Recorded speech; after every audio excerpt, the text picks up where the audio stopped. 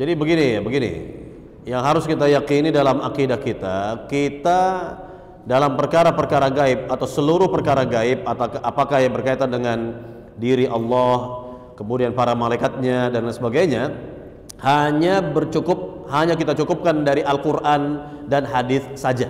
Tidak kita terima dari informasi luar itu.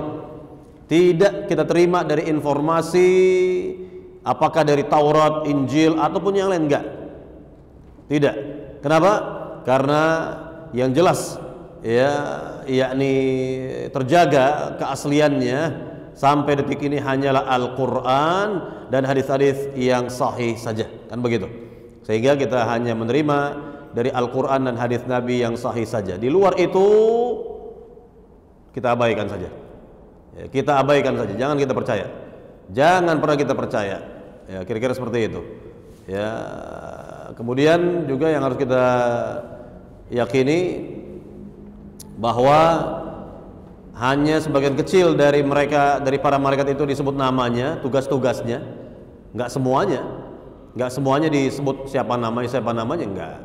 Jadi hanya yang disebut saja dari Al-Quran atau dari hadis Nabi yang sahih, nah itulah yang kita ambil. Adapun yang tidak ada namanya dari Al-Quran atau dari hadis Nabi, ya nggak perlu kita ambil. Ya, apalagi bacaan yang nggak jelas, bacaan yang tidak jelas jangan menjadi rujukan, jangan menjadi referensi atau rujukan karena nggak jelas. Ya, bukan wahyu, itu bukan wahyu.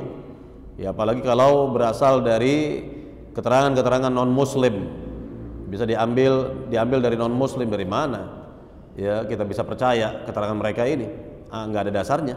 Kalau yakni Islam jelas dasarnya Al-Quran dan hadis Nabi yang sahih, dan itu jelas mutlak kebenarannya.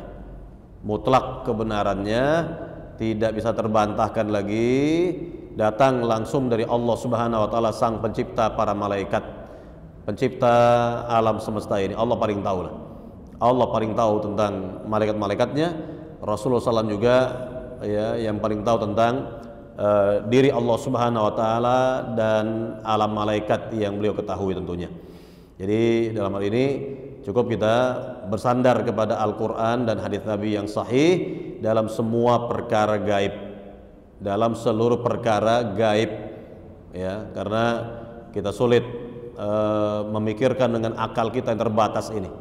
Sulit sekali kita memikirkan dengan akal kita yang terbatas ini. Wallahu taala alam. Tentang perkara gaib begitu. Makanya ada rukun iman. Nah, itu masalah keyakinan. Semuanya itu masalah apa? Masalah keyakinan. Ya, al-iman bil ghaib, beriman kepada perkara gaib. Alladzina yu'minuna bil ghaib, kata Allah. Itu orang-orang yang beriman kepada perkara gaib.